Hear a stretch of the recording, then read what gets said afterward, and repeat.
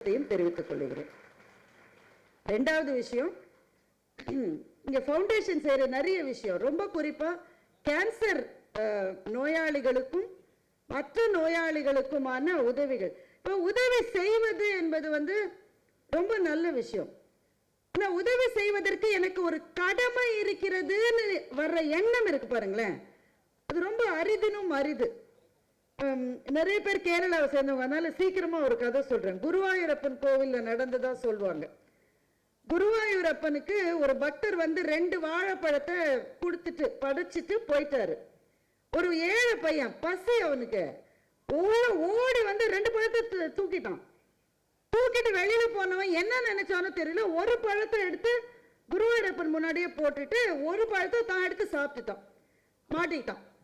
ஏய், குருவாயூரப்பனுக்கு போட்ட பழத்தை நீ எடுத்தியா, உனக்கு தண்டனை அப்படின்னு சொல்லி அங்க இருந்த ஒரு பெரியவர், என்ன தண்டனைன்னா 100 தடவை அந்த கோயிலை சுத்திவான்னு சொல்லிட்டார். சொன்னதோட அவரே உட்காந்து என்றாரு. 100 தடவை வந்தானா. ரவுண்ட் 1 பையன் வந்துட்டான். ரவுண்ட் 2 பார்த்துட்டே இருக்காரு, கண்ணை தேய்ச்சிட்டு பாக்குறாரு. சல்லுன்னு சலங்க ஒலி கேட்கிறது, மயில் பீலி அசைய அசைய அந்த கிருஷ்ணனே 2வது ரவுண்ட்ல வந்தான். என்னடா அது கிருஷ்ணன் நடந்து வரான்னு பார்த்தா 3வது ரவுண்டு பையன் வரான், 4வது ரவுண்டு கிருஷ்ணன் வரான், 5வது ரவுண்டு பையன் வரான், 6வது ரவுண்டு கிருஷ்ணன் வரான். 100 ரவுண்டு முடிச்ச அப்புறமா கிருஷ்ணனை பிடிச்சிட்டாரு. கண்ணா, உனக்கு நான் தண்டனை கொடுக்கலையே, அந்த பையன் எடுத்தான்னு அவனுக்கு தானே தண்டனை கொடுத்தேன், நீ ஏன் தண்டனையில பாதியை வாங்கிக்கிட்டேன்னு பெரியவர் கேட்டாரு. அப்பா கண்ணன் சொன்னா, 2 பழத்துல 1 எனக்கு கொடுத்துட்டான், அவன் 1 தான் சாப்பிட்டான், அப்ப தண்டனையில பாதிய நான் தானே எடுத்துக்கணும்னு கண்ணன் சொன்னதாக ஒரு கதை உண்டு. இந்த கதையில இருந்து நாம தெரிஞ்சுக்க வேண்டிய விஷயம், உயர்ந்து வருகிற எல்லாருக்கும் பின்னால் நிறைய பேரினுடைய பங்களிப்பு இருக்கிறது. There is nothing like a self-made man. All of us are made of hundreds of others என்று ஒரு ஆங்கில பழமொழி உண்டு. அப்படி சில பேர் உதவி செஞ்சு பெரும் உயர்வை பெற்றுவிட்ட சில பேருக்கு தான் திருப்பி கொடுக்கணும்ன்ற எண்ணம் வருது. அந்த எண்ணம் ஐயா அவர்களுக்கு வந்திருப்பதை இந்த மேடையிலே ரொம்ப மகிழ்ச்சியோடு நான் பாராட்டுகின்றேன். நோயாளிகளுக்கு செய்கிற உதவின்றது தலைமுறைகளை காப்பாற்றுகிற உதவி, மறந்துடாதீங்க. நோய் வந்துருச்சு, அதிலிருந்து மீண்டு வருகிற அளவு வசதி இல்லைன்ற உங்களுக்கு செய்கிற உதவி இருக்கு பாருங்க, உங்களுக்கு மன நிம்மதியை மாத்திரம் தராது, அது தலைமுறையை காக்கும் என்ற நம்பிக்கை நம்முடைய மண்ணுல உண்டு. அதே போலதான் வீடும்.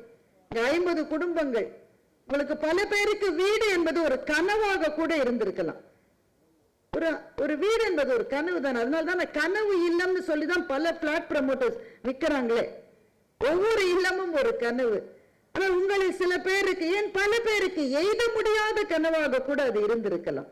சாவியை வாங்கிட்டு அந்த வீட்டுக்குள்ள போய் உங்களுக்குன்னே உங்களுக்கு யாரும் வெளியில போன்னு சொல்ல முடியாது, அடுத்த மாசத்துல இருந்து வாடகை ஜாஸ்தின்னு சொல்ல முடியாது, நாங்களே வீட்டை விற்கிறதா இருக்கோம், நீங்க வேற இடம் பாத்துக்கங்கன்னு சொல்ல முடியாது. இந்த அச்சத்திலேயே வாழ்ந்து கொண்டிருக்கிற உங்களுக்கு இது எனக்கே ஆன இடம் என்ற அபாரமான ஒரு நிம்மதியை சார் அவர்களும் ஜாய் அலுகாஸ் நிறுவனமும் கொடுத்திருக்கிறது. நீங்கள் பெறப்போகிற வீடுகளில் எல்லா நலன்களோடும் மன நிம்மதியோடும் ஆரோக்கியத்தோடும் நீங்கள் அனைவரும் வாழ்வதற்கான என்னுடைய பிரார்த்தனையை தெரிவித்துக் கொள்கிறேன். நான் 2 திருக்குறள் சொல்றேன்னு சொன்னேன், கவனமா இருந்தா நினைவுல இருக்கும். 2வது திருக்குறள், அதோடு நான் நிறைவு செய்கிறேன். மருந்தாகி தப்பா மரத்தற்றால் செல்வம் பெருந்தகையான் கண் படின் அப்படின்னு ஒரு திருக்குறள் இருக்கு. மருந்து மரம்னு ஒண்ணு இருக்கும், வேப்ப மரம் மாதிரி வச்சுக்கோங்களேன், அதனுடைய எல்லா பார்ட்டுமே மற்றவங்களுக்கு உதவியா இருக்கும். அது பூவா இருக்கலாம், அது பழமா இருக்கலாம், பட்டையா இருக்கலாம். அது மாதிரி மருந்து மரத்தினுடைய எல்லா பகுதியுமே மருந்தா இருக்கும். நல்ல உள்ளம் கொண்ட ஒருவனிடம் செல்வம் சேருகிற போது அது மருந்து மரம் மாதிரி இந்த சமூகத்துக்கே அது பயன்படும் என்று வள்ளுவர் சொன்னார்.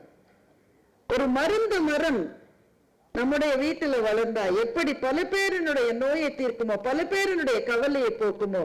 பெருந்தகையான் என்ற சொல்லை வள்ளுவர் பயன்படுத்துகிறார். நெஞ்சிலே கருணை உடையவர்னு அர்த்தம். நெஞ்சிலே கருணை உடைய ஒருவருக்கு இந்த மாதிரியான மற்றவர்களுக்கு கொடுக்க வேண்டும் என்ற எண்ணம் வருகிற போது ஒரு சமூகமே பயன்படுகிறது. அந்த திருக்குறளுக்கு இலக்கணமாக இருக்கிற சாருக்கு திரும்பவும் என்னுடைய நன்றியை சொல்லுகின்றேன். நம்ம சுத்தி கொஞ்சம் பாருங்களேன், எங்க பாரு போர்ச்சூழல், ஒவ்வொரு நாளும் கெட்ட செய்தி தான் வருது. போனை திறக்கிறதுக்கே பயமா இருக்கு. பள்ளிக்கூடத்தின் மீது குண்டுகள் வீசப்படுகின்றன. இதுக்கும் எனக்கும் சம்பந்தமே இல்லடா அப்படின்னு சொல்ற நாட்டெல்லாம் போய் விழுகுது. அடுத்த நிமிடம் என்பது கொஞ்சம் கூட நிச்சயமே அல்ல என்ற சூழலில் செய்திகளை வாங்கி கொண்டிருக்கிற நமக்கு இன்றைய தினம் ஒரு நல்ல தினம். ரொம்ப நாள் கழிச்சு ஒரு நல்ல செய்தி வந்திருக்கு.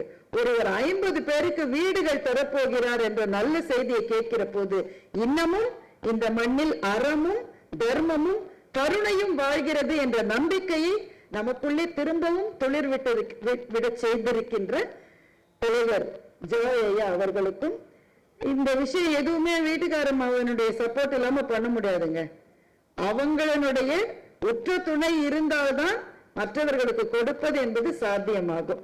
அதனால் அந்த கருணை நெஞ்சத்துக்கு சொந்தமான திருமதி ஜாய் அவர்களுக்கும், இங்கே வந்து சிறப்பித்திருக்கிற உங்கள் அத்தனை பேருக்கும், திரும்பவும் இந்த வீடுகளை பெறப்போகிற பயனாளிகளுக்கும் என்னுடைய வாழ்த்துக்களை சொல்லி இந்த நல்ல வாய்ப்புக்கு நன்றி சொல்லி முடிக்கிறேன். வணக்கம்.